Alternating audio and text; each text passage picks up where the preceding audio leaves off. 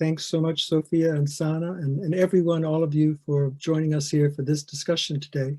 I'm Barry Gills, and I'm at the University of Helsinki in Finland, but I'm a member of EXALT and also of the People's Sovereignty Network. And what I want to say is just this, is that what's the significance of having the People's Sovereignty Network as part of this EXALT initiative? Well, we are trying to in a serious way, transform the way academia works and the way we approach the construction of knowledge. And the People's Sovereignty Network is an embodiment of a process, an experimental process, ongoing, changing, adapting, about learning from each other and learning from the ground and the experiences on the ground and the experiences of people who struggle on the ground.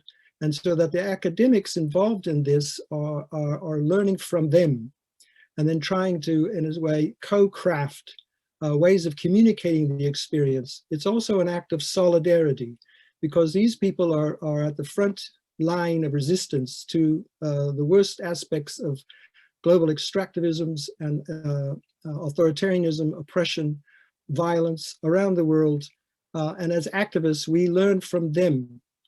So this is why it's so important, and I hope you will engage in this dialogue with us and see the importance it makes for transforming academia into a new kind of praxis, and one that's fundamentally based on new solidarities and ongoing commitment to change the way we work and the way we see knowledge from here on. So now I will invite our friends, the organizers of this session, and all members of the People's Sovereignty Network to begin the session. Nora McCain. Come on, Nora. Okay.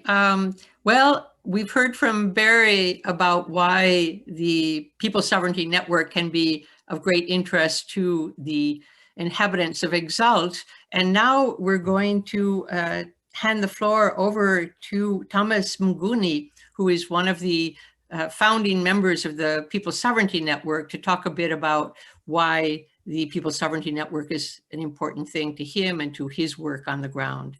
Thomas, can you unmute and take the floor? Thanks, Nora, and afternoon to everyone. Like Nora said, my name is Thomas Muguni. I'm a community campaigner with Groundwork, which is an environmental justice and service development NGO based in South Africa. Groundwork is part of Friends of the Earth International, and we're part of Healthcare Without Harm. So I think just briefly to share, I think the common struggle which made us to be part of EXALT is that we are all beginning to understand and see a lot of things within our democracies. We all begin to appreciate the fact that our democracy is being controlled by corporates more than being controlled by the people. So the whole theme of the first session, which was held in 2018 in Siena, was basically saying, how do we build democracy from below? How do we make sure that we open democratic spaces for ordinary people so that they are involved in day-to-day decision making? So for us, it was the right step at the right time and in the right direction. So there was no way Groundwork could not be involved in the process. But also, I think what is important to note is that it gave us an opportunity to work with different people, get different perspectives from different areas, understand the different dynamics from one country to another, so that we take that process as a learning phase and see what is it that we need to do to inform some of our processes. And this has helped us greatly because right now, as much as in 2018, we didn't have an idea of the concept we developed, which we refer to as open democracy. But through the interaction, through the sharing of information, through EXALT, we're beginning to understand exactly how we should frame our concept in terms of open democracy. We begin to understand and communicate much better about some of the basic democratic principles that people need to understand. But also, I think what is important is to know that the diversity of the people in this room, even today, makes for a much better understanding. There are people fighting for land rights, there are people who are fighting climate change, and all of that makes for a better campaign, and it informs us of the importance of working as a collective, because at the end of the day, irrespective of our different struggles, at the core of our struggles is to defend people's rights and ensure that people are at the center of decision-making processes. So for us, I think that's the most important principle, and I think the network serves as a clear and proper learning channel, but also it helps us to link with each other. So I might be looking for information that can assist us in terms of framing our concept, and then maybe Gonzalo or Barry or could assist in that, and we could use the experiences we had to shape our struggle at a local level. So I think for me, the collective effort that we are bringing in is the most important part, because it helps shape our different struggles in the different areas, but it also makes us understand where we need to work as a collective, because we're not fighting individuals, we're fighting people who plan on a day-to-day basis against us. I think I would like to end there. Thanks.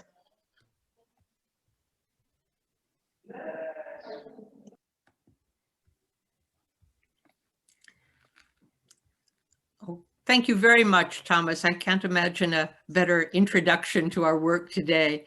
I'm just going to very quickly run through the program and then hand over to Gonzalo Beron, who is our facilitator for today. I think you've probably all seen the program.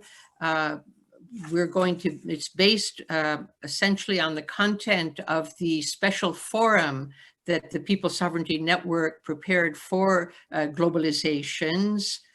Gonzalo and I will speak to the introduction to the special forum and present the context in which the People's Sovereignty Forum was born, and what we're trying to do at Siena, what we've been trying to do after that.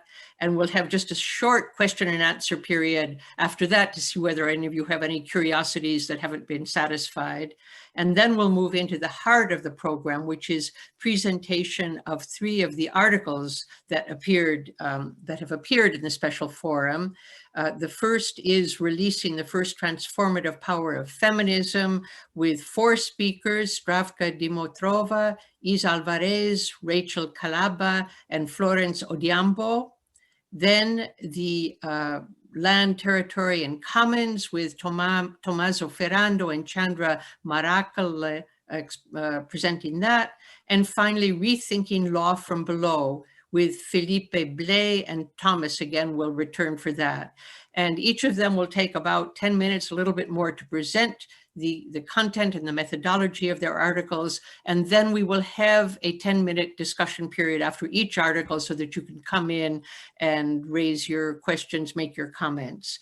And then finally, after the articles, Barry, Gonzalo, and I will make some hopefully wise comments on how things have been going, and that will lead into an open discussion, which we hope to be able to have a good 20 minutes or a half an hour for. We really want to put the accent on interaction and dialogue in this session.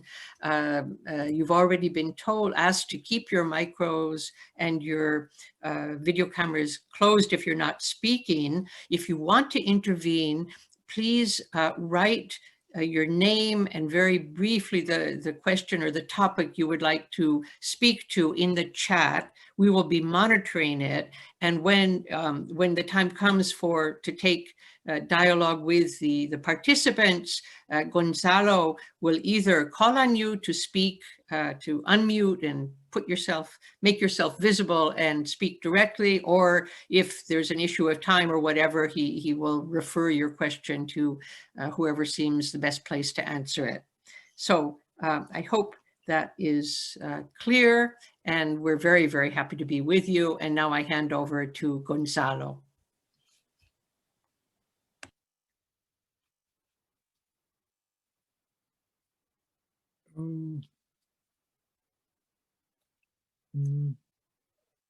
You're muted, Gonzalo.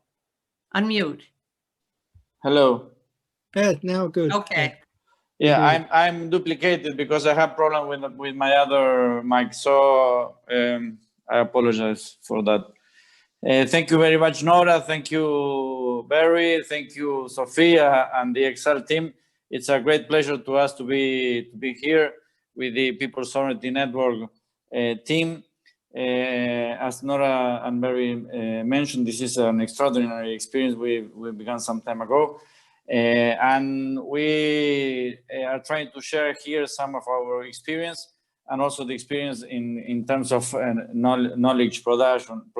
That's kind of our one dimension of our work. No?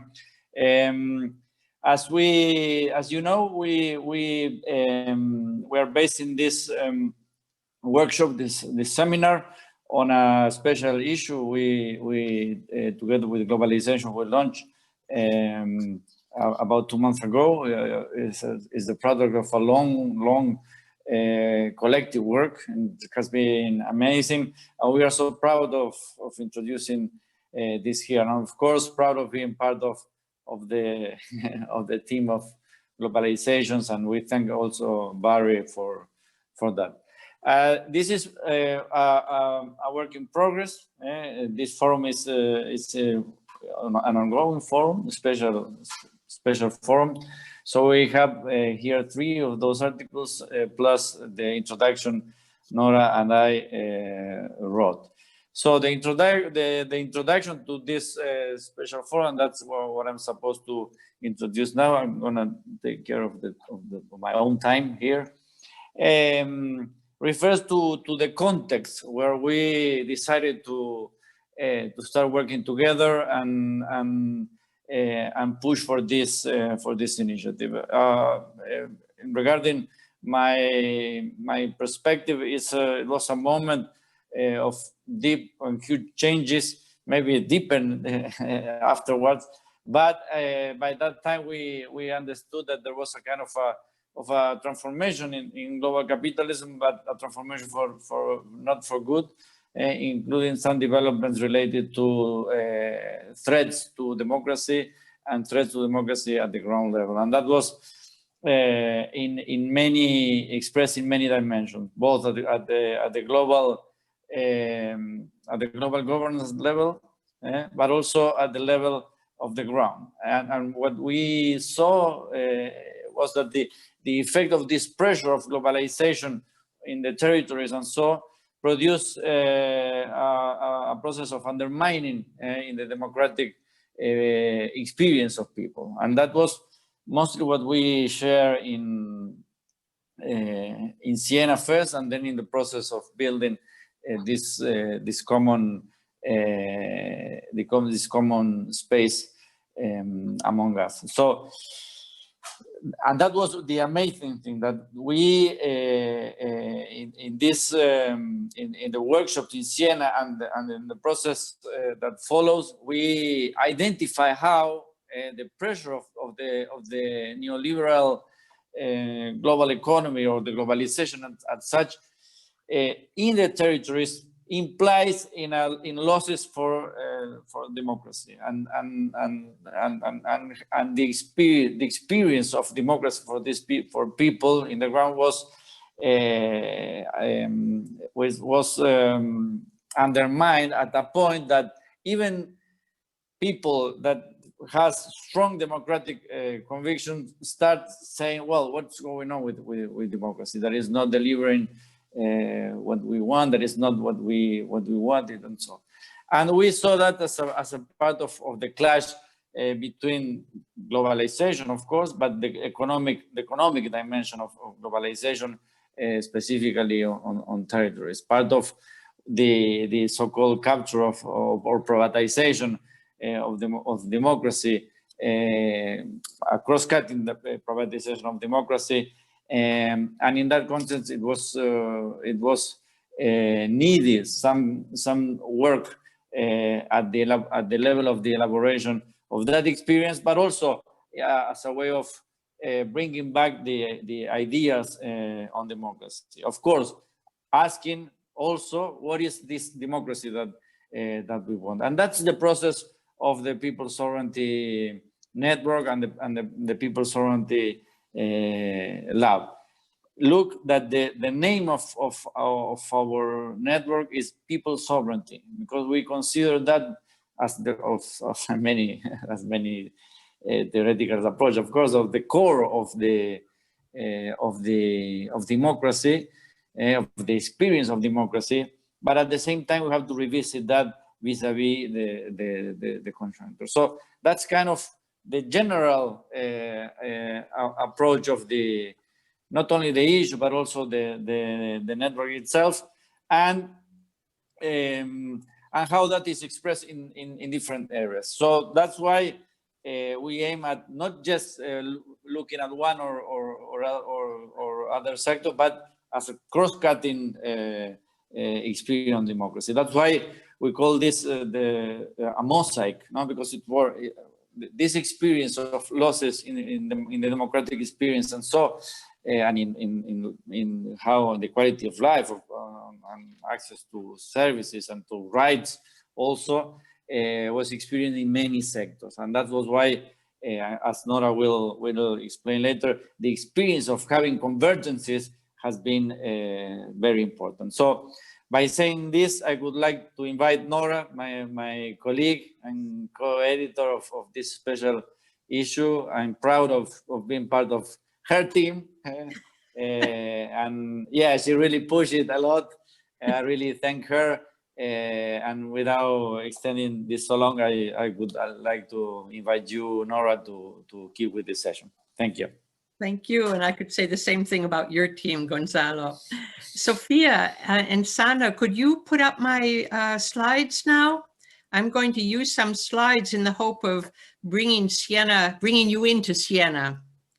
So my task is to present some highlights from the introduction to the special forum to give you an idea of the concerns and the process that led to the symposium in Siena, where the People's Sovereignty Network was conceived, what happened there, and what we've been engaged with since then. Next slide. A key word, as Gonzalo said, in our vision of reclaiming democracy from below is convergence, a mosaic, unifying the parts, the local struggles and constructions into a common image. Here we have Jackson Pollock's version of a mosaic depicting convergence, but ours is less abstract. There are two important dimensions. Next. The first is collective analysis, sharing ideas and perceptions to develop a common understanding of what's going on in the world and how to address it. The People's Sovereignty Network, or PSN, is not the only or the first effort in this direction, of course. Many are situated squarely in the academic world, but in the introduction, we review a few of those which, like PSN, have tried in different ways to put academic and social movement activists around the same table. Next. The second dimension of convergence, as we understand it, is bringing people together to take transformative action by building shared spaces, alliances, and campaigns. In the introduction, out of the many, we focus on two in which the PSN is particularly rooted. The food sovereignty movement, perhaps the oldest and most articulated global social movement convergent space fighting neoliberal globalism. La Via Campesina was born in 1993, just 2 years before the WTO. It joined together with other global and regional networks of rural people around the FAO World Food Summits in 1996 and 2002, and established the International Planning Committee for Food Sovereignty. The Nyalene Forum in 2007 broadened the global food sovereignty movement. Then 2009 saw, in reaction to the food price crisis, the reform of the UN Committee on World Food Security and the creation of an autonomous and self-organized mechanism open to all civil society, but with priority voice to organizations of small-scale producers, indigenous peoples, consumers, etc., totaling more than 300 million affiliated members. The other main space and campaign in which the PSN is rooted is the global campaign to reclaim people's sovereignty, dismantle corporate power, and stop impunity, launched in 2012 at the Rio+20 People's Summit following a broad consultation process. And it brings together movements, networks, organizations from around the world that are fighting against the corporate regime, with a central role to communities who are resisting violations and crimes of the TNCs. It participates in a campaign for a UN binding treaty to regulate TNCs that's being negotiated now in the UN Human Rights Council. And on the side of academic activists, a symposium was held in 2016 that reflected on how to build people-centered global governance and tame the practices of TNCs. So these existing networks were all increasingly concerned to reach out and build alliances with other spaces of people's struggles and engagement in the woeful global context that Gonzalo described. And this shared concern led some participants of each to join up in a planning process for an encounter on seeking answers from below to the contemporary crisis of democracy. Next. That was held just 2 years ago in Siena, a hilltop town in Tuscany, characterized by people's attachment to their self-governed neighborhoods, or contrade, which compete each year in the celebrated Palio horse race. Next. The preparatory process lasted 6 months, reaching out from a core group to include some 40 people from around the world with strong social movement participation. It was mostly verbal, bilingual Skype conversations to avoid the tendency of academics to dominate processes based on the written word. Some of the important characteristics are listed on this slide. The agenda framing led by social movements, activists from different spaces, particular attention to young people and women, starting from communities' experiences, and seeking to build richer, more respectful relations between activists from social movements, academia, and civil society. We planned 3 sessions for Siena, and when we got there, next, at the very opening session, a mystica organized by the group of indigenous peoples participants on their own initiative set the tone for the workshop and in fact enacted the methodology we were seeking. A multicolored cloth was spread on the floor with fruits and flowers on it. The colors of the fabric represent all of us, intertwined, we were told. We're recovering traditional knowledge and understanding. We're part of nature. Each participant held a flower to her or his heart and then placed it on the cloth with a wish for the collective work. The flowers and fruit remained in the center of our circle throughout the workshop and reminded us of the commitment to listen, to dialogue, and to connect. Next. A broad range of experiences were shared, including those listed on this slide, along with images of the persons who shared them. They look and were thoughtful, but next. We did relax too, and one methodological lesson is that shared food and conviviality make an important contribution to convergence. Next. Despite the variety of experiences and diversity of local contexts, similar forms of oppression emerged from the sharing and discussions. But there were also many stories about local initiatives to resist and construct. Next. As we moved forward to think strategically on how to proceed from Siena, we agreed on some basic principles that could unite us all, a veritable reversal of those that underline neoliberal capitalism.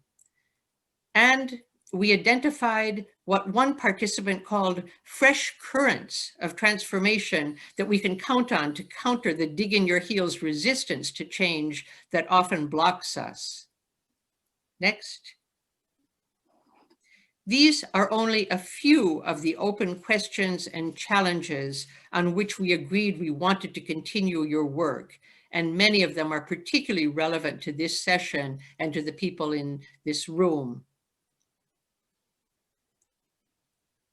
Next. Siena saw the birth of the People's Sovereignty Network with the purpose of offering a space and instruments for movements and communities to exchange and learn from each other, enacting solidarity, and experimenting with co-production of knowledge between movement and academic and civil society activists. Over the past 2 years, we've taken forward initiatives that were agreed to there, creating a People's Sovereignty web lab that Gonzalo mentioned as our main tool for communication, exchange, and experimentation. And it's organized around 6 topics that we think of as the thematic pieces of the mosaic. There are also video recorded interviews to capture the immediacy of voices from the ground, outreach like today, and we hope next year, and further experimentation with co-creation of knowledge through preparing articles for the special forum. And you'll find in the chat links to the web lab, the interviews, and the special forum. Next. Each of these articles picks up a theme that aroused particular attention in Siena and takes it forward. Each was authored by a small group of social movement and academic or civil society activists. Their special characteristic is the fact that they are the result of a dialogue between experiences on the ground and a more theoretical lens. So the issues are discussed as they relate to concrete struggles. The guidelines for the groups were simple. They were requested only to ensure that social movement experiences were taken as the starting point for framing the reflection, that the methodology followed facilitated their contributions, and that there was consensus among the group around the outcome. And in each instance, a somewhat different approach has been applied. The presenters of 3 articles you'll be hearing from, the ones that are highlighted in yellow on this slide, will talk about these, as well as the content and the way in which the content has been affected by adopting a participatory approach of this kind. And let us underline, as Gonzalo has just said, and I think Barry also, that this is very much an experimentation. And we feel that carrying it forward in multiple forms and applying its transformative potential is a task in which we hope that some or many of you may want to join us. It's not easy. It requires deep changes in how all of us work and interact. The political project, we feel, goes hand in hand with the methodological challenge. Next. Let me end on a note of urgency. For some time, many of us have been comforting ourselves that the practices being developed by communities around the world will be there waiting to emerge when the oppressive neoliberal corporate capitalist system implodes as it collides with an unforgiving nature and intolerable levels of inequalities. COVID-19 has accelerated everything. We don't know yet in what direction, but for sure we're witnessing an unprecedented intensification of reaction and sharing of experiences among social movements and community groups. The value of people's solutions built from the base has never been more evident. We dramatically need a new narrative legitimated by being rooted in people's practices and claims. The articles in this special forum and the People's Sovereignty Network as a whole are offered as contributions to this new mosaic. Thank you. Thank you, Nora. Thank you very much. We have some 2 or 3 minutes for questions regarding this general dimension of our work, and after that we will go straight to the articles. So if you have any questions, now is the moment to make them, to put them. We can also use the chat, of course, here, but I cannot register anything. You can also raise your hands, but I cannot see any raise the hand. So shall I move in? Someone does. Sorry? I'll let you know if someone raises their hand. Okay, so it seems that it's it's okay. We will have more time afterward, in any case. And then I would like then Zdravka, Isa, Florence, and Rachel, starting with Zdravka, to introduce the process and the contents of the article on feminism, that it's in part of our forum. Zdravka. Thank you. Thank you. Can you hear me? Yes. Yes. Great. Thank you very much. So our article is named Releasing the Full Transformative Power and Feminism. And we had this wonderful opportunity to develop together with Isa Alvarez, who is here today, and Sophie Dower, and who is also here today, and having Guneser, which unfortunately she couldn't join us today. So I will just make a brief introduction to the article, and then I'll give the word to Rachel and Florence, and they will share a bit more local experience, because that was the point of the article and of the whole network to exchange based on the local experience.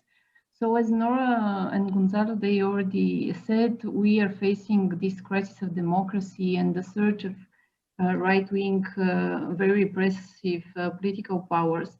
And in this context, the multiple feminist movements are searching alternative ways and narratives to break away the current situation by bringing a paradigmatic shift. Our article proposes alternative models based on concrete experience from the ground of anti-capitalist, anti-imperialist, and anti-patriarchy actions.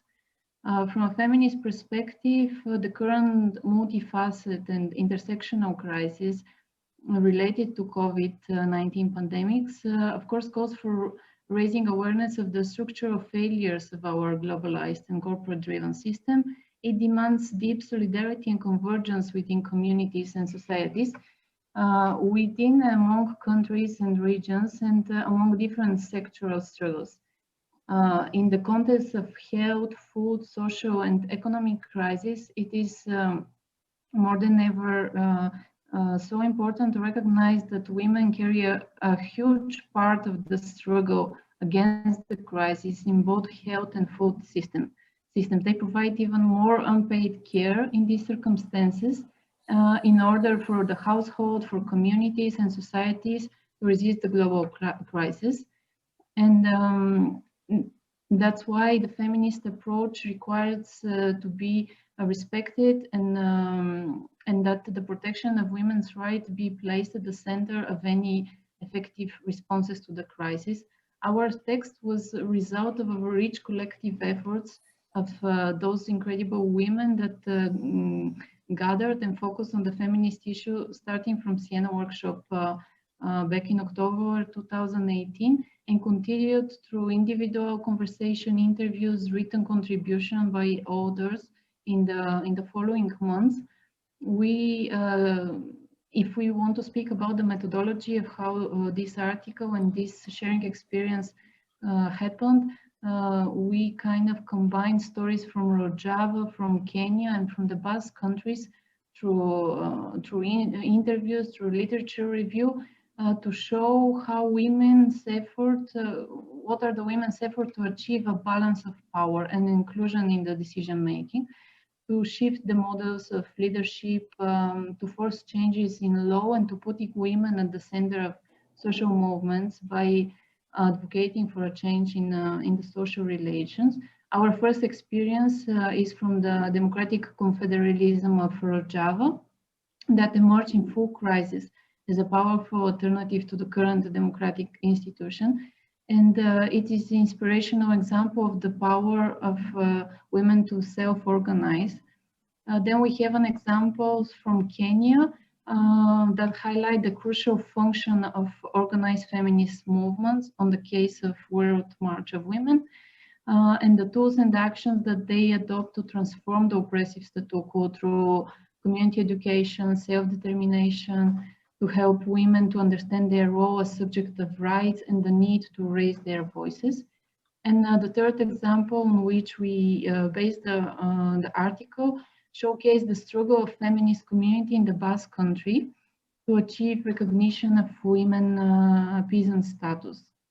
As the article could happen only because of the rich exchanges and sharing among the activists on the ground, I would like now to give the floor to Rachel, as she would tell us a bit more about the challenges and the struggles that the feminist movements are facing in the current alarming situation related to COVID.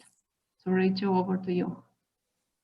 Thank you so much, Badra. Thank you. It's good to see Nora. It's good to see Gonzalo's. I know I have very few minutes. Background about me, my name is Rachel Kalaba. I'm Zambian, and I'm currently in Canada, where I just completed my Master's in Development Practice, which is looking at Indigenous development. And actually today is my graduation, so I feel I have two very big roles that I have to play today. And you know, this year, 2020, I'll call it our first meeting when we met in 2018, BC, before COVID, we really talked about the struggles that happened. And one of the things that I'm talking about as a Black woman is understanding the structures of where I'm coming from Africa. You know, the structures that were built on patriarchy, which were built on anti-Black. So one of the things, when you notice the independence of Africa was led by women. And then we kind of came in with a structure that is led in the patriarchy system, which is a democratic system, which actually does not allow women to lead.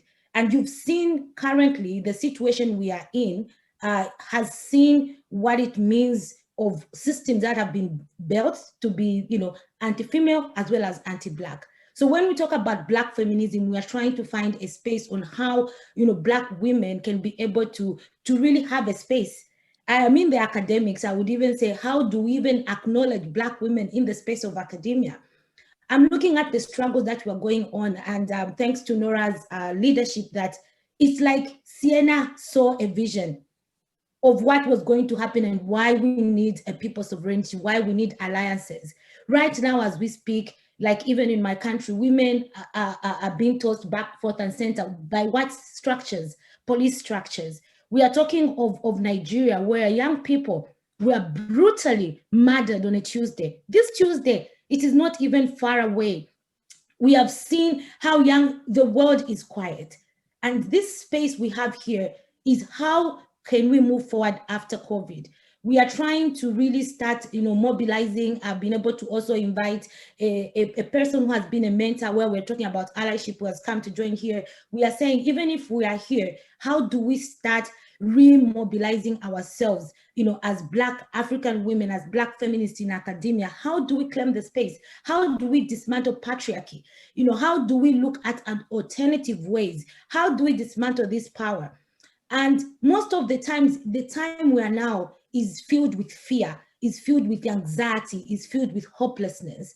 And the only thing that I look back to is that the power of people is much stronger than what the systems can able to do. And I'm sure that through the work that we're doing, whereby we are mobilizing communities in our countries, we are supporting the aspect. My key interest has now been, how do we promote education in these communities in Zambia, which we call Ichitente, where we try to at least identify one woman who has a phone, has able to have internet access, and is able to meet and socially distance. And what we're also seeing now is COVID is being used as a tool to not allow people to meet. It is being used as a tool to dismantle people, not to even protest or to even mobilize. The oppression that we talked about in 2018 has tripled. We are seeing undocumented, marches that are going on, undocumented oppression, against women. And with this issue where we are talking about how do we take it back, is going through the grassroots, remobilizing ourselves, working with allies, seeing to it that we are able to take a step as it comes in. And one of the key areas that I took on in terms of when we went to Siena was, how do we work with the power of network and the power of education? What does it mean? So I've been really looking at, when even peaceful protesters are being killed. some of the questions I have to this is like, how can academic play a much stronger role to support social movements? How do we make sure that, you know, as much as peaceful, and I've noticed like the power of the pen is also going to be powerful. If we're going to mobilize more women, more young girls to understand, dismantle this patriarchy, dismantle sexism, the struggle of a Black woman in academia cannot even be encountered in the 4 minutes. The struggle of a Black woman, the struggle of women in our country who continue to produce 70% of the wealth are yet not recognized. We are talking about different, you know, issues of rights. And when we talk about my country, we are talking about the right to mobilize ourselves, the right to represent ourselves. And most of the times you'll be like, oh, we have 30% quota. I feel like we now have to move forward post BC, you know, and now start moving forward. What does it mean in this COVID? How can we help grassroots movements who are continuously being murdered and continuously being banned in the name of social distancing? So for me, I believe that, you know, the space which we are organizing, you'll be able to follow through, as I'll be able to share what we are doing, how we are bringing about allyship to different people that can stand with us. You know, the issue of you seeing when we're talking about Black Lives Matter, it's just not in the US, it's also in Africa, where we need to start questioning governments, where we need to continuously take an eagle's eye on what is happening in the African continent, what is happening to the women movement that are being silently oppressed and are being jailed for saying the truth. And I think right now, it is more critical. It is actually more urgent. It's for me, I'm just like, what can we do now moving forward when most of them don't even have access to technology? Most of these stories cannot even be put in the spotlight. So for us, we are taking up the issue of how do we start using social media?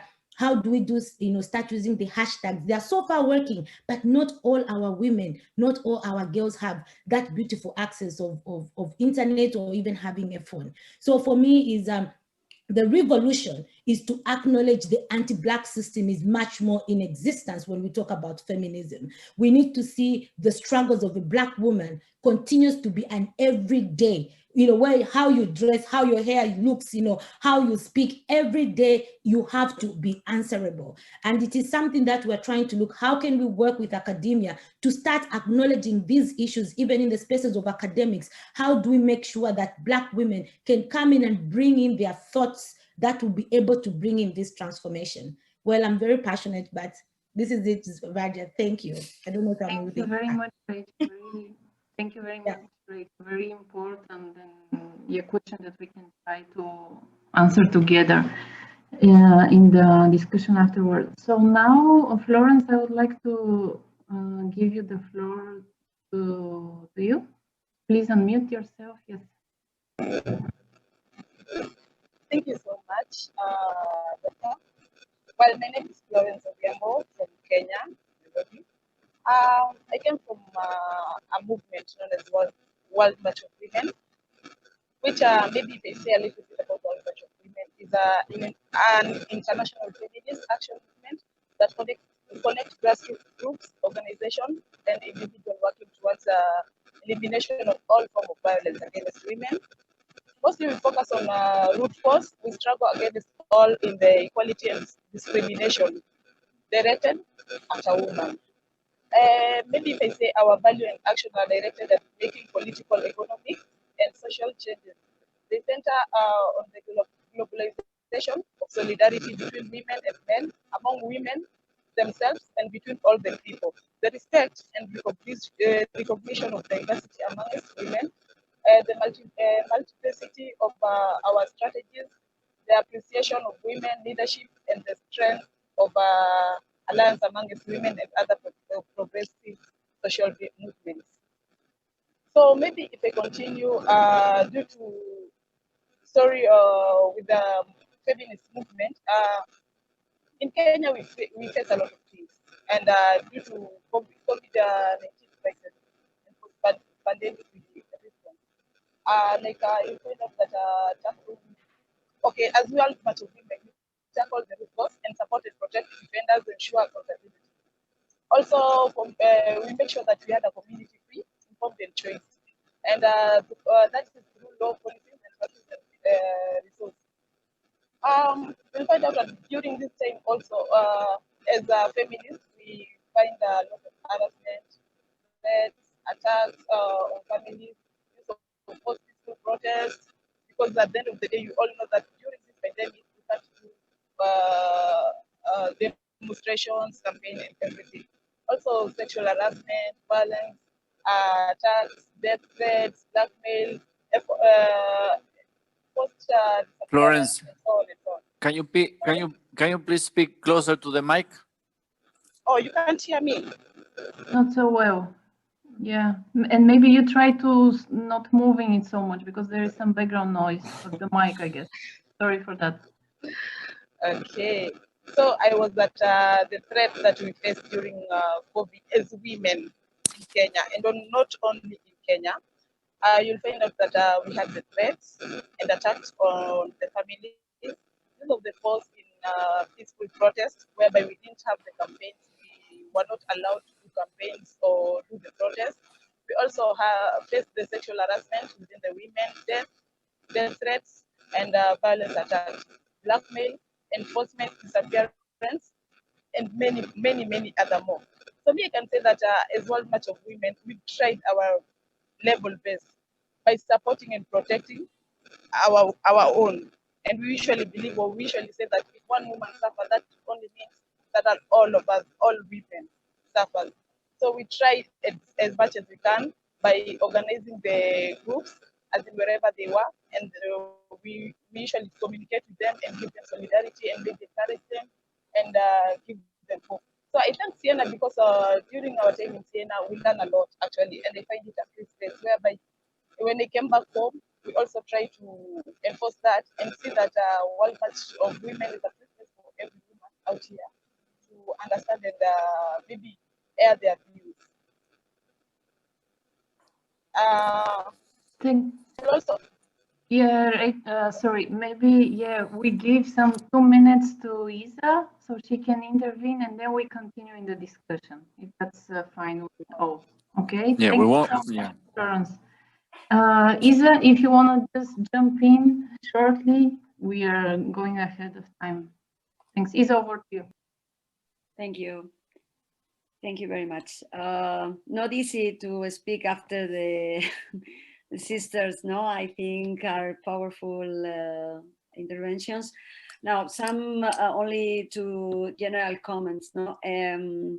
I think when we are talking about feminism, when we are talking about democracy, we need to talk about feminism, because it's not possible to talk about democracy or social justice if we have the half of population invisible or or without rights, no. So yeah, when we are talking about feminism, we are talking about how to transform everything. Yeah,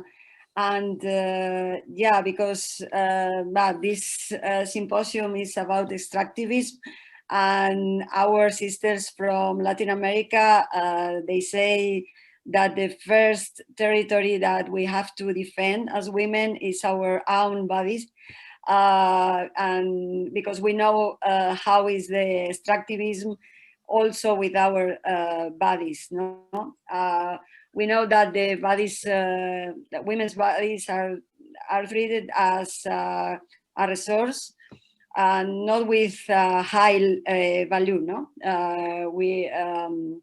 And during the COVID-19, we are, for example, we are looking how our agricultural workers, women, migrant women are with a lot of problems, and they are going to do their work without any protection, because the market is the first priority now, no?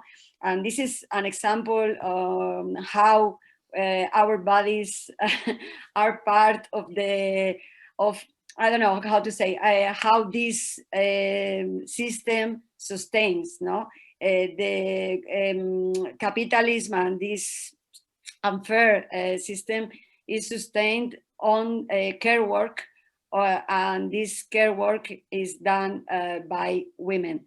So feminism feminism is talking about how do we transform everything, because this is not acceptable, not only for women, also for everybody. No, so if we want to talk about social justice, we need to talk about feminism. This is not only an option; it's the pillar, because we are putting the life at the center of the discussion. No? And this is all for my side. But thank you very much. Okay, thank you all, the team. Can you see me? Yeah, okay, sorry. No, I thank you, and I have one hand from the Tejendra Gautam. Can you please make your question? Yeah. Good evening. I had a question related to conviviality, that how because this is the concept which is very core in constructing a degrowth society. So how we connect a state role in order to make a better conviviality society, actually how state, because in literature what I found that there is no very a clear conceptualization about how state should work in degrowth society. Okay, thank you. I guess that maybe Isa could answer this question. Sorry, Gonzalo, can you repeat the question, because I couldn't hear it very well. Yeah, sorry. the gender, I will try to repeat. It's kind of what is the role of state in relation to the degrowth process and so on and so forth, and what's I would say what is the role of feminism and the women. No? Okay, so should I repeat the question? Yes, yeah, please. please. Yeah, so I was asking that we are nowadays we are lot of debate is happening on how to construct a degrowth or post-growth society, and imagining after COVID how society should be. So in that case, how we will how state should play a role in order to make that society, actually, because these theory last other different development theories like post development, or if we see emerging Latin Bowen Weaver kind of theories have no very much clarity in terms of how state should work, because these most of the time critique state policies, but we never have but we still not able to articulate state role in such society, because that the basic premise on which, thank you. Okay, thank you. Isa? Thank you for repeating the question. Wow. No, only very brief to say that I think the I don't know, the society we have is a fair society with a common, with the vision of commons at the center, and the life as a priority, not markets, not a business, no. And we are seeing also during the COVID-19 how almost in Spain, public policies are going to preserve more the market and business more than people in some cases. So I think we need a change in in the, I don't know, the point of view, and we need and the role of states.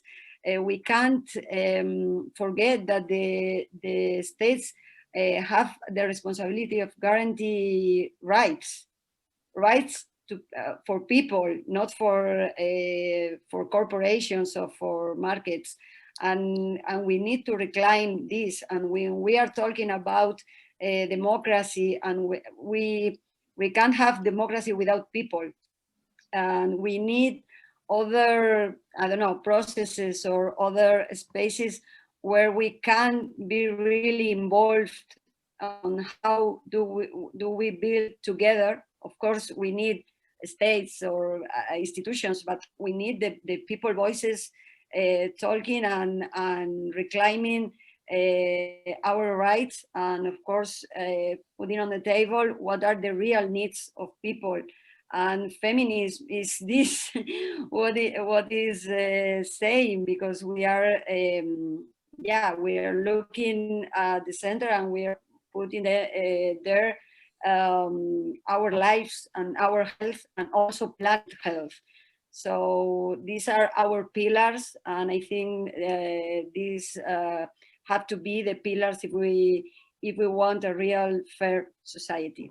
I don't know if I answered the question, but more or less. Yeah, thank you. Yeah, we are running. Yeah, we are running out of time, but we have a woman, an important activist, Sophie Dollar, that was part of the process. I will like to ask her for 1-2 minutes greetings from her. Sophie. Thank you very much, Gonzalo. Thank you, everyone.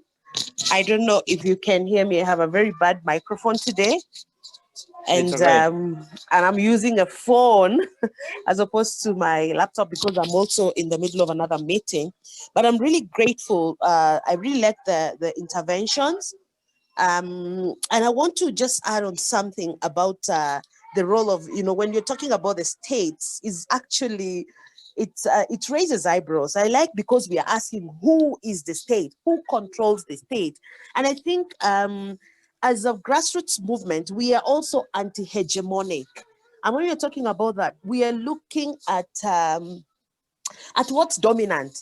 For example, look at the state is dominant. It's dominating our lives. When we start looking at issues of transnational corporations, for example, where our states are so happy to incorporate them and bring them, not really thinking about the lives of the people and how people survive within it. Sorry, I'm trying to get a close and less noisier place. Sorry. Yeah, so what is happening is that what we really want right now as a people is radical change, and not just change, because we want change that is that has characteristics that we are all working towards as a people's sovereignty. And we want people to have autonomy and capacity for historical memory, and all this can only be done if we can separate mainly the state. For me, I may say that they are the oppressors. Sometimes oppression comes from hierarchies that we sometimes look and define. And so it's very important to look at this, because right now what we need, we have to look at systems of oppression, and state is one of those systems that are oppressing people. We need to work as a collective. I really like, because somebody has talked a lot about partnerships and working in allies. So we must work with our allies, and we must continue progressing, and we must continue building, and from grassroots to the top. And that's how we're going to manage. Thank you very much. Okay, thank you so much, Sophie. A great team around this article, and I would really like to thank you all. It has been amazing, and it's so nice to be sharing this with you. I would like now to move into the next article, also an important one. The process was facilitated by Tommaso. I would like then to call him on board and to present the article and the process. Thank you, Tommaso Torrando. Yes, thanks a lot, Gonzalo, and good afternoon, good morning, good evening to everyone. I hope you can hear me well. My name is Tommaso Ferrando, and I'm a research professor at the University of Antwerp, at the Law Faculty and at the Institute of Development Policy. I'm here because I had the privilege and the honor to be involved in an extremely interesting process for several months, and that was the process of bringing together activists and academics around a topic that is crucial whenever we talk about extractivism, accumulation of capital and financialization, which is that of land and territory. So in the article that we published for the special issue, we reflected about what is happening on the ground, and by bringing together 4 different experiences of resistance, of organization, and of getting together in order to present alternatives to the dominant framework of extractivism and exploitation of nature, we thought about the possible way forward, and in particular about how to increase the dialogue and the cooperation between activists and the academic world.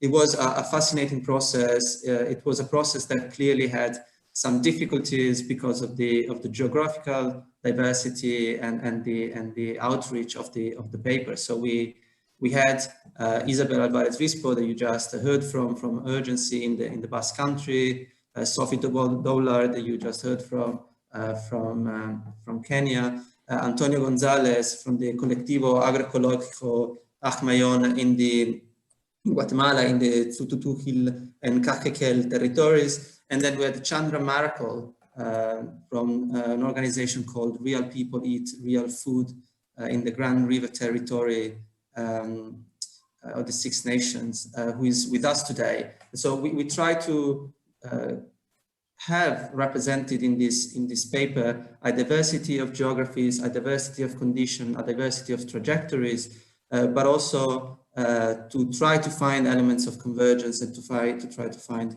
elements of dialogue. So you will hear from Chandra, and because I'm sure that you are much more interested in what she has to say than what I have to say. The sole premise that I want to make is that we started from land, as I said, as crucial to the process of capital accumulation and extractivism, and then we shifted to this idea of territory as a political space full of material and cultural tensions, conflicts, violence, and resistance. And as the title of the paper mentioned, we engage, or we suggested the possibility of using the notion of commons as shared vocabulary through these 4 different experiences. And we really then opened up the conversation and opened up the floor for exchanges and dialogue. And we definitely learned a lot. We learned a lot about the difficulty and the struggles that are happening on a daily basis. And we learned a lot about the fact that we may call things in a different way, but there is definitely a convergence of horizon. So if Chandra can hear me, which I hope is the case, what we agreed to do with Chandra, and first of all, Chandra, thanks a lot for being with us, was just to have a sort of back and forth on some of the main topics that we discuss in the paper. But I would invite everyone to take advantage of the possibility of having Chandra and her experience as a member of the Six Nations to ask questions that may also go beyond our interaction. So Chandra, as I said, like the paper mentions both the notion of land and territory. And this conversation around what is land and what is territory is something that was crucial to our paper. So maybe as a starting point, if you could share with us your understanding and your approach to territory, and what is territory for you, and how it differs from land, and why it is important to fight and struggle and organize for the protection of the territory. Thank you. Before I do that, Igehlea Girlo Nagiga, what one word say what Guego. Igehlea Girlo Tokaniga one again, if I will do Silla. I always share Guego scanners and one Danya. So very, very briefly, I just wanted to say greetings to all of you and acknowledge that there's a lot going on right now. And since I don't know all of you and know what's going on in your personal lives, but I do know what's going on with all of us collectively, I know that there's a lot that we're all carrying right now, and that there's a certain amount of grief that we might be carrying about a lot of things happening in the world right now. So the way I've been taught to introduce myself is to acknowledge that we all have these things that we're carrying before we get to our matters at hand. So I just wanted to say greetings and acknowledge that humanity for all of us, particularly since this is the first for me doing a Zoom with people from all over the planet. So I thought it was particularly appropriate to start in the way that comes from this territory where I am. And that's the way that we open things up, is by this collective acknowledgement and greetings. And then we would also move into our acknowledgement of the land. So I think that's an appropriate way to start for this question as well. So to answer the question about territory and land, there are two ways of looking at that, I think, because it's not as if people traditionally from Six Nations didn't look at the concept of territory. However, it was thought of in the collective, so that everyone within that territory really has the same rights to everything happening in that territory, especially what's happening on the land. And the way that we would refer to land, even today, is Yetini Stohajio Wenjade. So it is not possible really to speak of land in Ganyat Geha or in the Mohawk language without referring to land as our mother. So when we say Yetini Stoha o Wenjade, she to us is our mother, the earth, or she to us is providing what we need for our lives. So when we always speak of land in this kinship term, or in this way that it is related to us in a motherly-like relationship, it's a different way of looking at what you're doing on that land, as opposed to territory, which I think is more of a political construct. And it's not that Six Nations people don't think about territory, certainly do, particularly historically, and with the overculture, which has been placed upon Six Nations.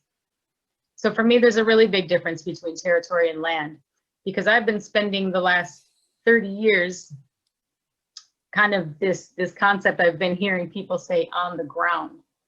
So I've been on the ground for my entire adult life, and although it's true at the moment I am in a PhD program, so I suppose you could say I'm an academic, you know, I've been spending the last 20 years working on the ground, working on the land, working community things, working with youth, raising my children for 22 years now, co-founding a school, so working in education, working with people and community members directly.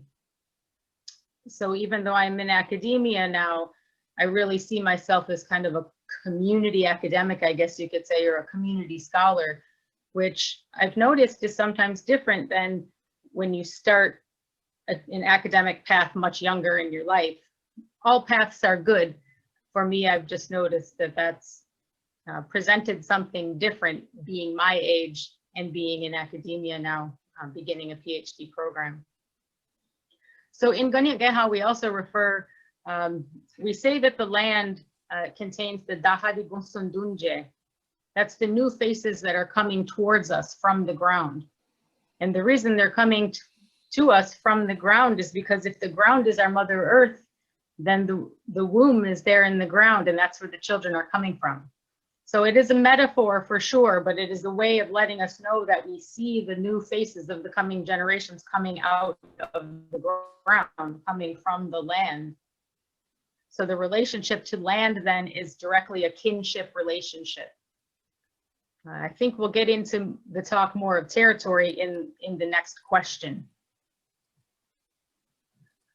Yes, thanks a lot, Chandra. And now everyone can understand how much I've been learning and how much knowledge we have been capable of gathering in this process, and why we were so enthusiastic. And I think that one of the things that is clear from what you just mentioned, Chandra, and what we learned in the process is that these dichotomies that we often adopt and use in a very modernist, Western-centric approach, this distinction between land and territory, the distinction between the surface and the soil, even the distinction between academics and activists, are dichotomies that we have to challenge, and are dichotomies that other contexts and other visions and other knowledges and understanding of the world and society are not adopting. And so it was a very important process for me personally, but for lots of us who were involved in the process of unlearning also the kind of paradigm that we are carrying with ourselves.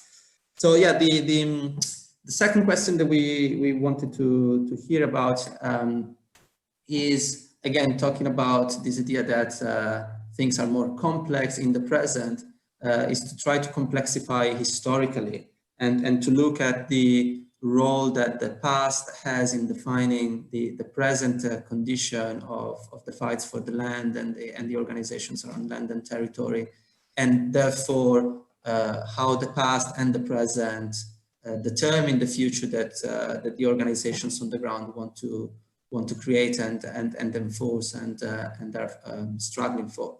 So Chandra, it would be great if you could share with us your perspective on how much history in a settler colonial country is still present in today, and how much the future that we have to build around new premises and different ecological concepts has to take into consideration history and cannot be blind to what has been happening for centuries.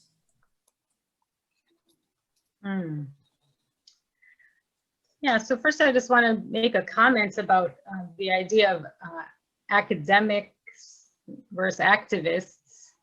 So I think that the overculture has had a history of de-intellectualizing people. And so the field of anthropology, for example, in the States, was really begun by people observing, by white scholars observing the Haudenosaunee, or the people of the Six Nations. And so for a long time, there was this whole scale about, you know, people who were barbarians compared to people who were civilized and such. So in academia for a long time, it was a struggle for Haudenosaunee or Six Nations people to be thought of as having intellectual capacity, even 30 years ago, when I, or 25 or so when I began my graduate studies. So this is not very long ago that this thought process was still there. Whereas I would say that within Haudenosaunee communities, people have always had intellectual capacity and people have always been activists. So somewhere along the way, there's been this dichotomy, this line that has been drawn somehow between real people on the ground and then people in some big building in academia. And I think in Six Nations territories, we bring those together rather well. And everybody has the capacity to be an activist, even though we might play that out in different ways. But I think that all of us have both of those at heart. So back to this question about territory and land and past, present, and future. The Haudenosaunee, or the people of the Six Nations, are a confederacy of people who, when observed by Europeans, consisted of 5 nations which had come together long before European arrival in this land to create that binding force, which influenced things like the US Constitution. So geographically, where Haudenosaunee homelands are is what is now considered New York State territory, but expanded much further than that. So Haudenosaunee history in terms of land and territory is very complex, even before European arrival. So you had the 5 nations of the Ganyatkehaga, or the Mohawk people, the Onyotaaga, or the Oneidas, the Onondageaga, the Onondagas, the Gayokono, the Cayugas, and the Onotawaga, the Senecas, and shortly thereafter the Skarure people, or the Tuscarora people, joining. In this confederacy of 6 nations known by the English, in French you may have heard the term Iroquois or Iroquois. So the Haudenosaunee that we call ourselves is the people who build longhouses, or people who build houses in a way that can be extended. And the metaphor in that is that large homes which housed a couple hundred people in each structure, and then there were many of those to house a village. So the metaphor is built into the language and the name of the people, because to build a home in a way that it can be extended speaks of hospitality. It speaks of allowing more people in. So that's in a real physical way of bringing people into your space. So that would be bringing people into your territory, but bringing them into your home to then create them as family. So it's built into the language, it's built into the metaphors of the living people. Of course, today we don't live quite that way, but the essence of that and the thought process is today. So making things more complex is that I live on the territory of 6 nations. It's called 6 Nations Territory, 6 Nations of the Grand River Territory, to be exact. But there are Haudenosaunee communities, people from all of these 6 nations, not only here, but spanning a territory from up near Montreal to all across New York State. I am about an hour and a half west of New York, and then going all the way out to Oneida, Wisconsin. There are Haudenosaunee people out there now. So this is a very large territory. But long before European arrival, the territory of the 6 Nations people was brought together under this confederacy through our traditional stories of a prophet who in English we call the peacemaker. So we have this very huge territory, which is to be considered one large house, housing all of these people, and all of that territory, the land held in common. So that will come in a later question, but the territory needs to be understood in terms of political boundaries, and then what is going on inside the territory, inside the land.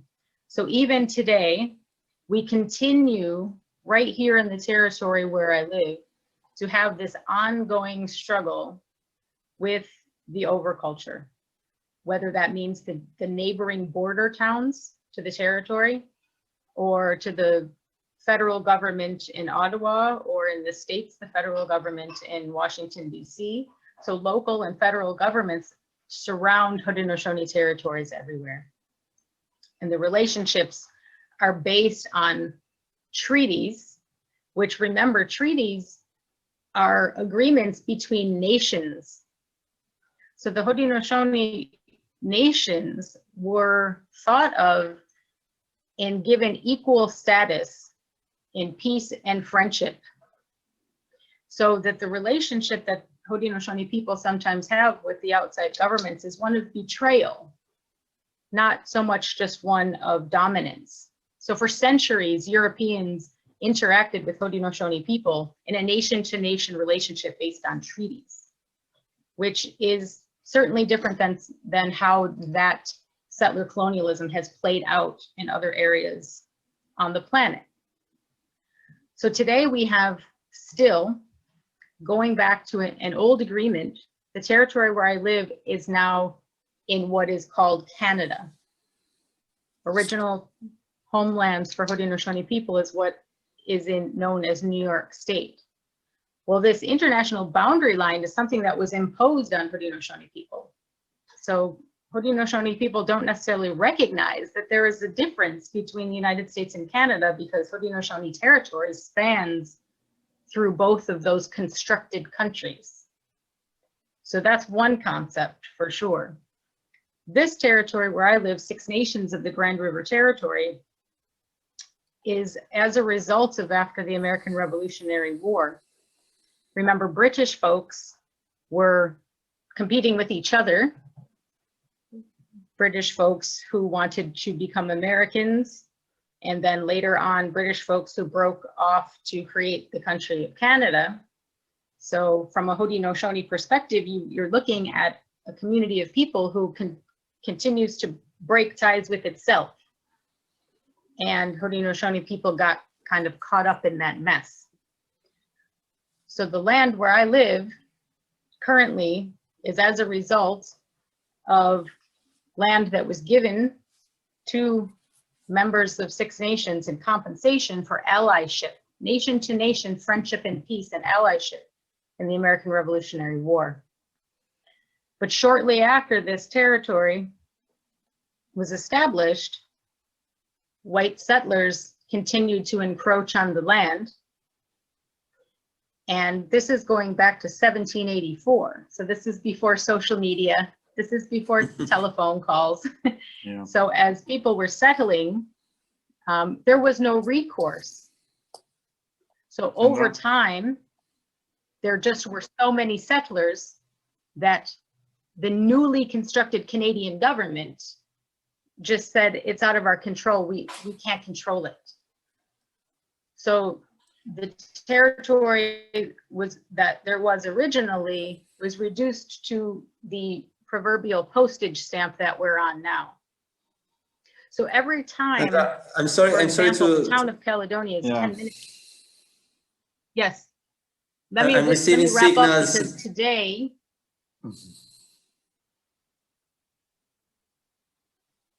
yeah, if you can wrap up, because I'm receiving signals already okay? from that we are running out of time.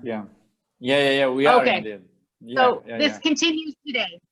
It continues today because 10 minutes from here, the border town, there is a protest happening right now because developers are continuing to try to build their housing developments, and activists from Six Nations say, no more, no more. And they're demonized and they're labeled as domestic terrorists.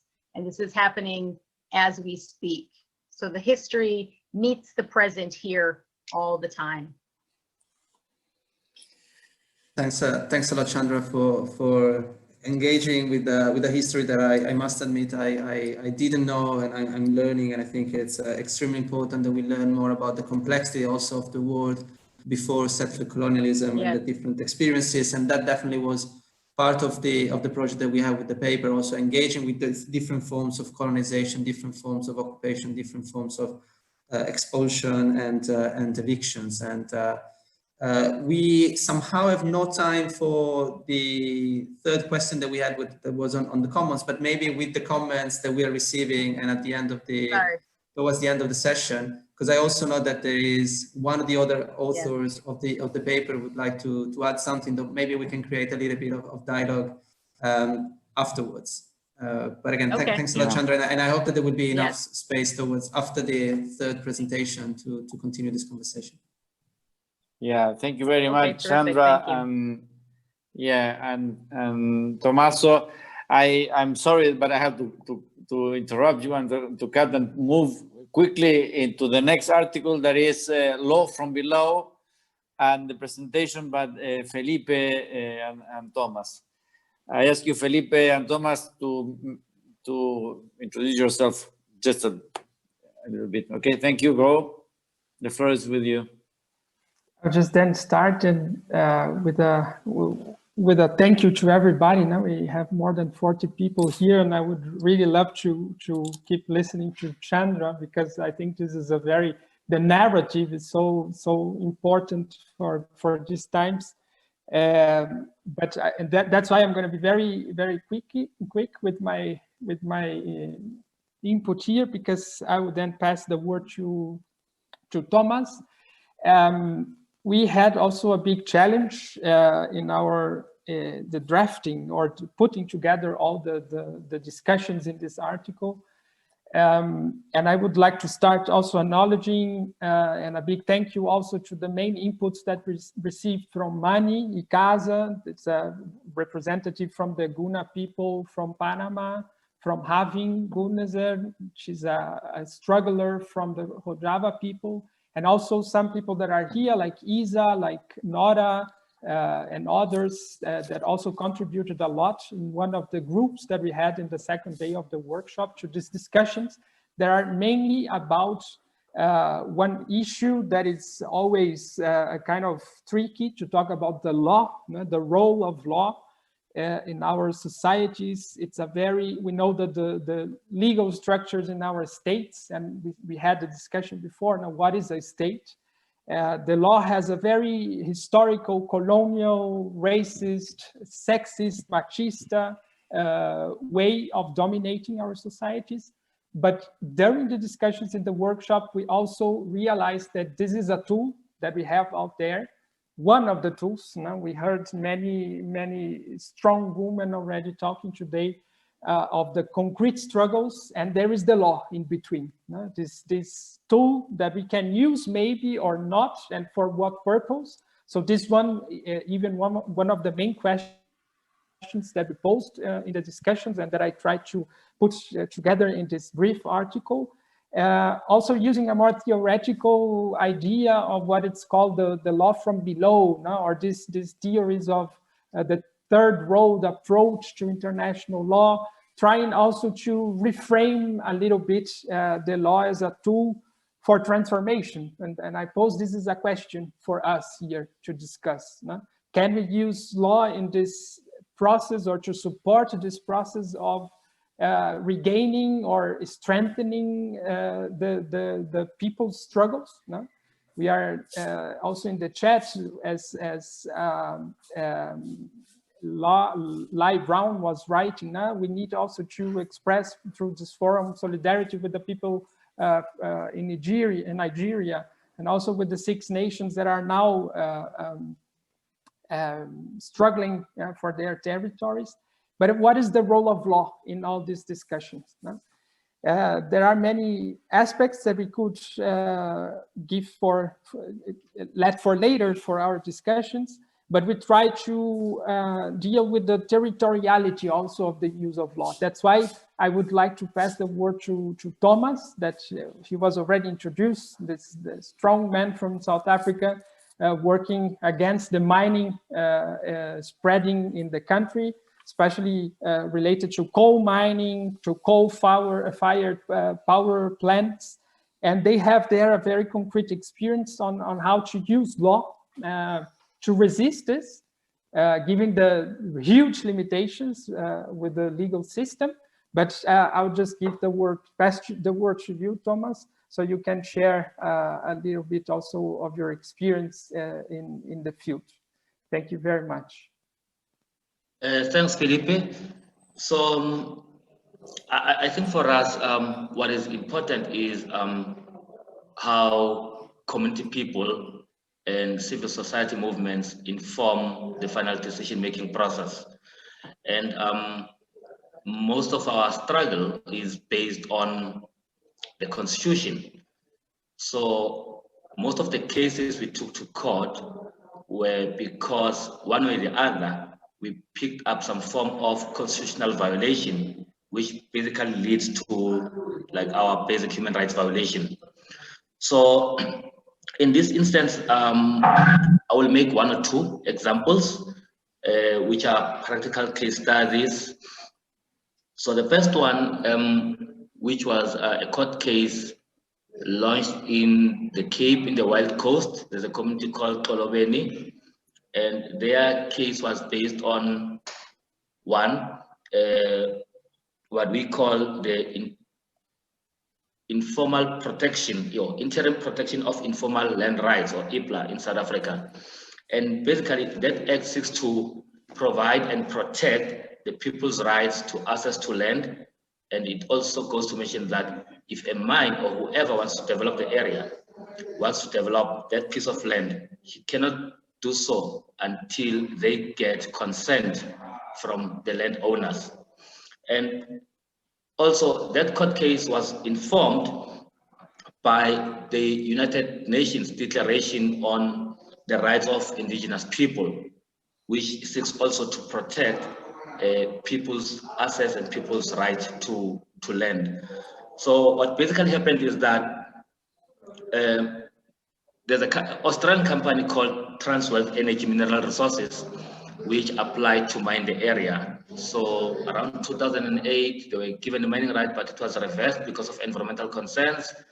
And then they went back into the area around 2016. They started applying for another right. They were given the mining authorization. Now, to be frank, they did enough consultation with the community people. And in that consultation, the people of Ekolobeni were very specific to say, we do not want a mine in our area. But then the Minister of Mineral Resources, who gives authority to mining, gave them the authorization to say, go and mine.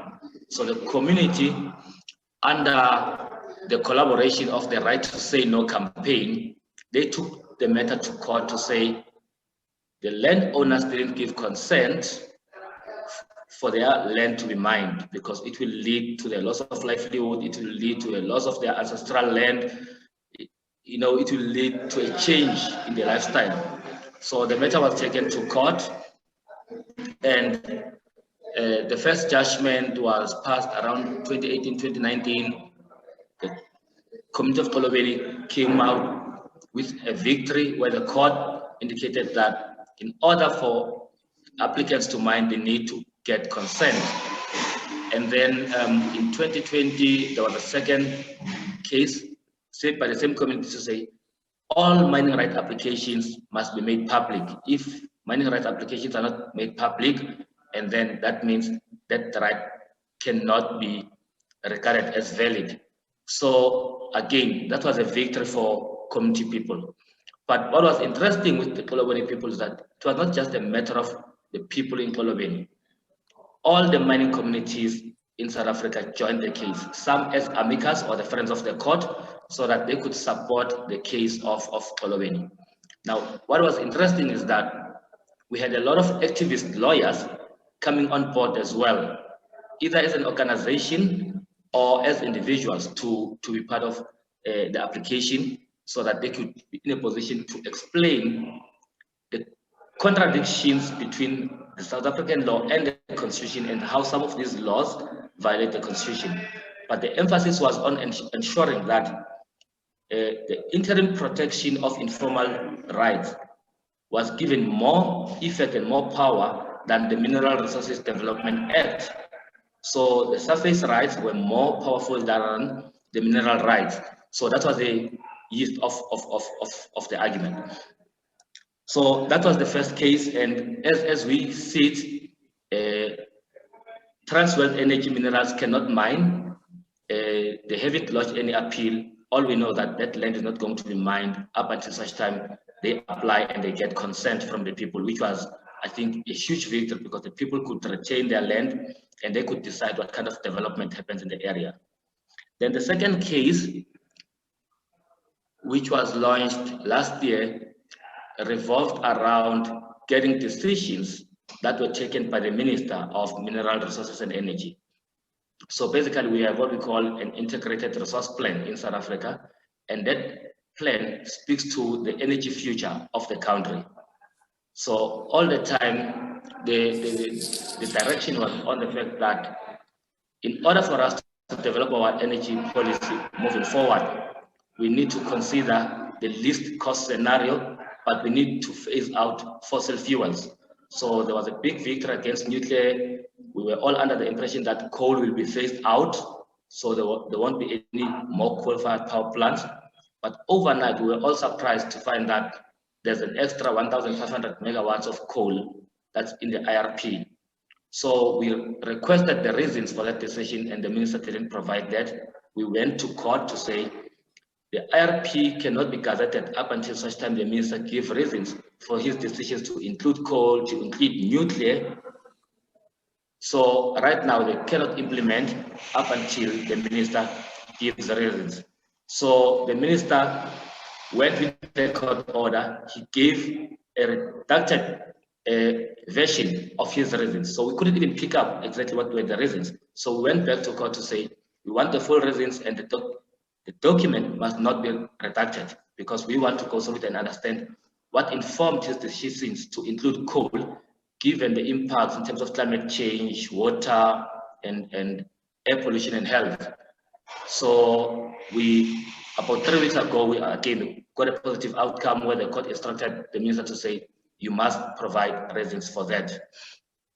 And then the last case is a case which has just been put on the court roll. I think the first hearing or the filing of notices was done. Then we were waiting for responding affidavits from the state attorney.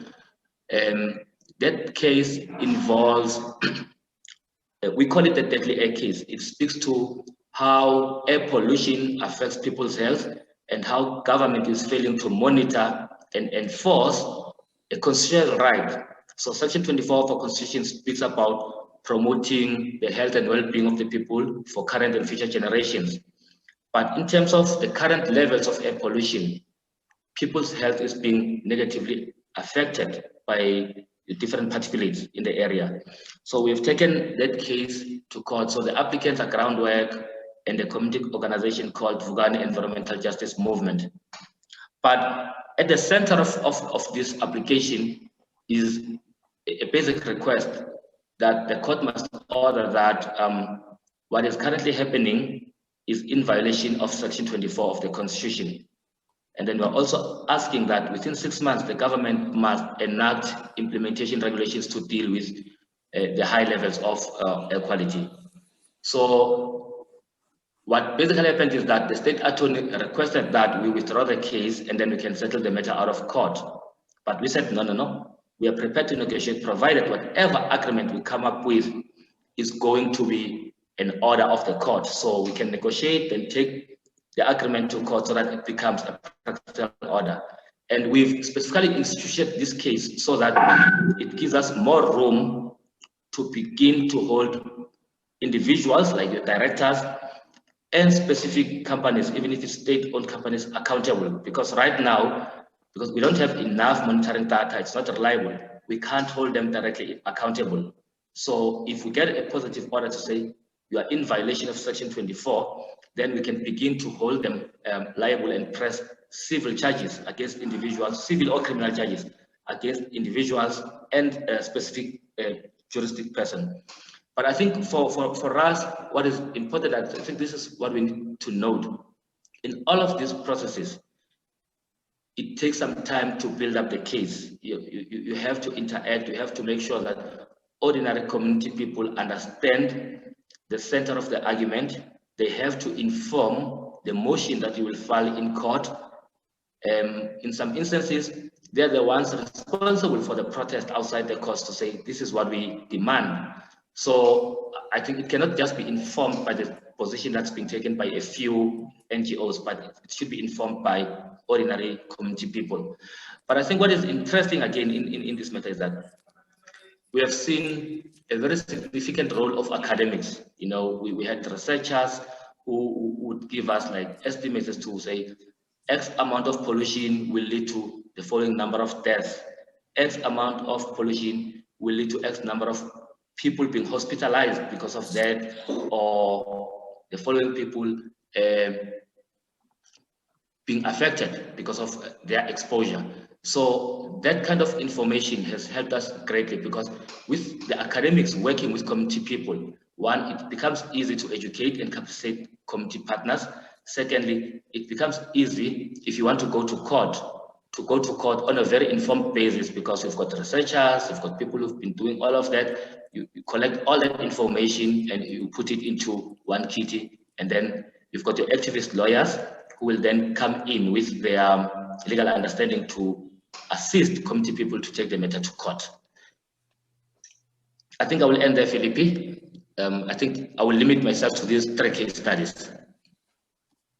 Thank you very much, Thomas. I think it illustrates a lot, and I'll just then to our moderators so we can go through the discussion and maybe go deeper in some of the issues that were raised here. Thank you. Yeah. Thank you very much, Felipe and Thomas. That was fantastic and express another dimension of our struggle and of the many struggles we are facing nowadays, and the People Sovereignty Network try to show and to share and to create a base for this exchange. We are now in a moment for general comments and questions. I'm opening the floor. I couldn't see any hand or question, but if you feel free, please to make them. So I will give you some minutes, some seconds, and I cannot see. If not, I will ask Nora and Barry if they want to share some comments or analysis on this.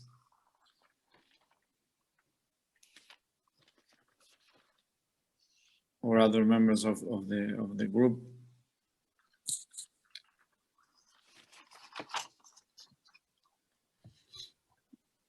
Okay, Nora.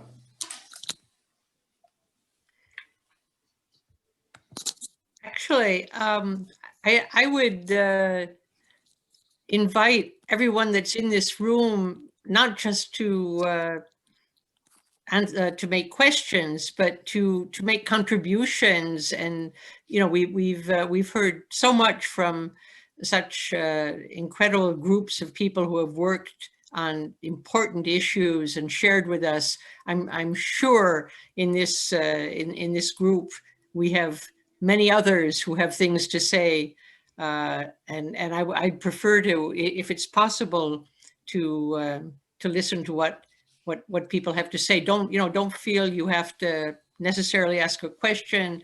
Any kind of a reaction, any point that struck your interest, or anything you didn't agree with, it would be great to hear from you.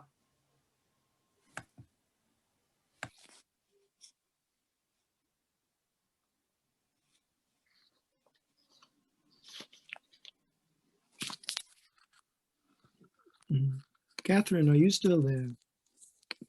You could talk about some of your work if you're still there. Let me see.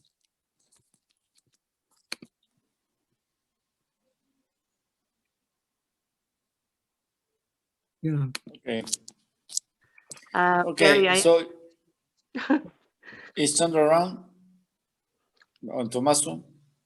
Because I guess that Tommaso has another important question to put. We can take a few minutes if you want. Yes. Yeah, please. I think it would have been great to hear from the participants, but we also had Isa who wanted to contribute, but then she had to leave. So no, yes, people is rushing to other activities, yeah, so that's why I think maybe that's a question for Chandra that can then spark some considerations and reflections among the participants of the webinar, because we interrogated the notion of the commons and the use of the notion of the commons, and we know how much, especially in Europe and in the sort of academic circuit now, there is an increasing use of this idea of the commons, the theories of the commons, as an alternative and as a different way of engaging with nature and society and etc. So what we did in our dialogue was to talk to among ourselves and see to what extent these notions resonate, and these notions is also used and deployed on the ground when when organizations get together, when people get together. So what I can add before leaving it to Chandra to have her own reflection on how the notion of the commons resonates with the perspective and the framework of the Six Nations is that we got from our friend and comrade in Guatemala, from Antonio, we got an answer that I think made us all reflect a lot, which was that they never really thought of the commons, and for them thinking about commons, and in particular commons good, was just another way of objectifying nature. It was just another way that a concept created elsewhere was used in Guatemala in that specific context, but let's say in the periphery, to describe something without really engaging with the reality on the ground and diversity on the ground and the notions and the concepts that have been produced and used for centuries by people, communities on the ground. So that already told us that maybe we could not universalize the notion of the commons, that we should not be using the commons in a sort of light way as a all-encompassing term. But I would like also to take the advantage of the presence of Chandra to listen about her own understanding and her own engagement with the commons and the reflection that she shared with us and that we added to the paper. And that maybe it could be also a good way for opening up the conversation about the use of the commons that the people are doing in their work, in their activism, or in their research. So Chandra, if you're still there, do you want to share with us your, maybe in a couple of minutes, your reflections and consideration when you had this conversation on the commons? Yeah, yes, thank you. I'm here. I would love to, yeah, would please. love to do that. Yeah, when Harriet first asked me that question, I admit I was a little taken aback. It wasn't a terminology I was familiar with, and so I had to do a little homework on that. But at first it didn't sit right with me, and so as we talked in our interview, I shared that not surprisingly, I think the fellow from Guatemala, we had the same reaction. The commons, the first thing I thought of was, well, if there's something that's common, there's something that's uncommon. And so the idea of the commons is that everything is common. And particularly in a pre-European arrival Haudenosaunee society, everything was common. There was no space that was not common. So it was a foreign concept to me in that sense of understanding that if we look at the earth as our mother, then she's the mother to all of us. So the entire earth is common. So she's the one who bears all of us, not just Haudenosaunee people, not just people from Guatemala, people from Europe, people from Africa, people from everywhere. So for me, the idea of the commons is all of the elements in the natural world which allow us to be human beings. So that's a very different mindset, I guess you could say, conceptual framework, than to have one section of a territory that is common and another section that is set aside for particular people. So that whole notion just didn't sit right with me. And then, of course, I learned about the terminology of the tragedy of the commons. So then it kind of further, further made me feel that notion was something that was set upon by the overculture. Okay, thank you, Chandra. Thank you, Tommaso. Also, I will give a minute to Catherine or two. Okay, yes, thank you. I'm joining from Albuquerque, New Mexico, and we're right in the middle. I'm in occupied Tiwa land near the Sandia Mountains. So this is a really interesting, that's an interesting aspect. I've learned so much from the native people and indigenous people where I live over the years. I have just recently co-founded a group called Solidarity 2020 and Beyond. It's an initiative or a network more than any kind of organization. And I'm so happy that Barry invited me to learn about the People's Sovereignty Network and the work that you're doing. I've learned so much today already through this discussion. And we are actually doing, it's very similar work. I think it's because people around the world are, coming to the conception and the idea of how important it is to work together. We, over the years, I've worked with Peace Brigades International, which when you're talking about Guatemala and Honduras and Colombia, we had teams there that worked with many human rights defenders and defenders on land, of land on the ground there. And I was able to go and join and meet and learn from them, and have them in speaking tours to help them spread their word. Both here, we are also very strong in a lot of European connections. And then more recently working with nonviolent movements and people that are very consciously using nonviolent action and resistance, whether it's existence as resistance, everyday resistance, or groups and strategic nonviolent resistance around the world. So we're connected to groups in Africa, Asia, South America, North America, Europe, that are doing, work for justice, peace, women's rights, gender justice, land rights, indigenous rights, self-determination rights, and the idea again of connecting the scholar and scholar activist. As people said, there's not really always a differentiation on the ground, but trying to connect those two fields and to be driven by the people on the ground and the activists themselves who have the most wisdom about their issues and knowledge of how to struggle, and then trying to connect that and work in solidarity.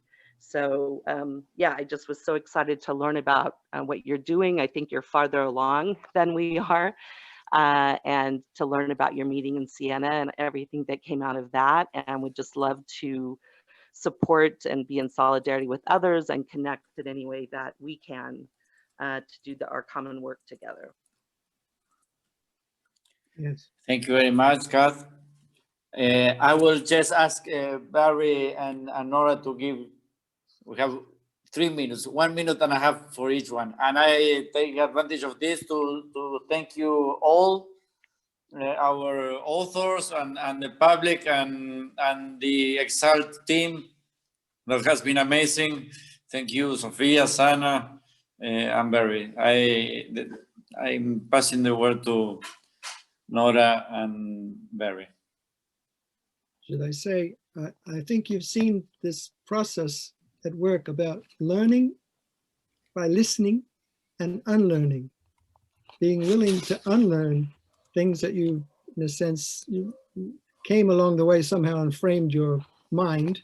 But then when you listen to people who are really historically embedded in struggles in their place, real struggles, then you can unlearn things that actually were distorting your mind.